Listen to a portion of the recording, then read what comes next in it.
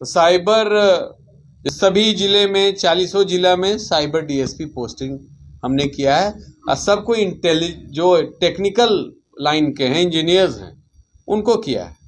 उनकी ट्रेनिंग और उनके सब इंस्पेक्टर की ट्रेनिंग विभिन्न जगह राज्य से बाहर भी किया जा रहा है। इसी नारकोटिक्स में ट्रेनिंग हम एसटीएफ से भी हुआ, यूयू से भी हुआ है। तो मैन पावर, कोई इकाई खड़ा होने के लिए उस स्पेशलाइजेशन के लिए मैन पावर भी चाहिए, तो हम क्रिएट कर रहे हैं ऑलरेडी।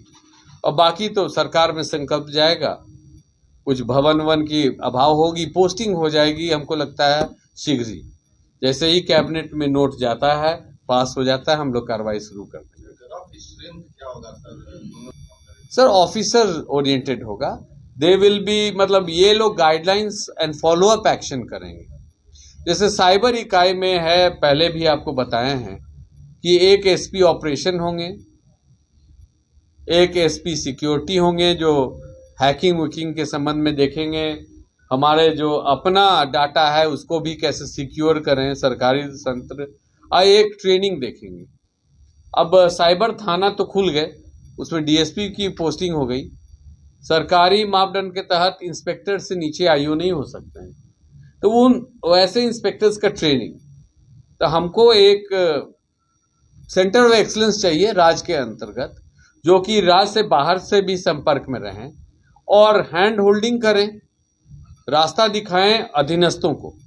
क्योंकि आप देखें कि साइबर क्राइम काफी सोफिस्टिकेटेड होती जाती है, वो अपना मोडस ऑपरेंडी, जो कार्यशैली बदलते रहते हैं।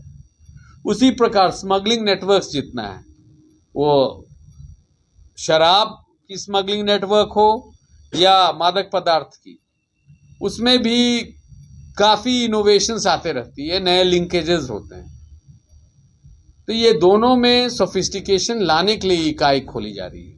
और जो मुख्यालय में जैसे जो एडीजी कम आईजी रहेंगे साइबर, उनके अधीनस्थ रहेंगे, उनका मुख्य काम होगा महत्वपूर्ण केसेस, वो खुद नियंत्रण में रखेंगे और उसको फॉलो अप करेंगे। सभी केस, इतने ज्यादा केस रजिस्टर हो रहे हैं कि सभी का पूर्ण रूप से अनुसंधान भी करना बढ़िया से सरल टास्क नहीं है। परंतु जो डीएसपीज हैं, इंस्पेक्टर्स हैं, जो विभिन्न साइबर थाना में रहेंगे, उनका ट्रेनिंग दिलवाना इनका काम होगा। फिर एक लैब होगा इनके अधीन, साइबर लैब, जो मोबाइल लैपटॉप सीज होके आता है उसका भी तो एनालिसिस और डाटा निकालना, उसका विश्लेषण करना। उसी प्रकार नारकोटिक्स में एनसीबी से तालमेल रखना, नारकोटिक्स क्राइम ब्यूरो, हम लोग तालमेल बनाए हैं।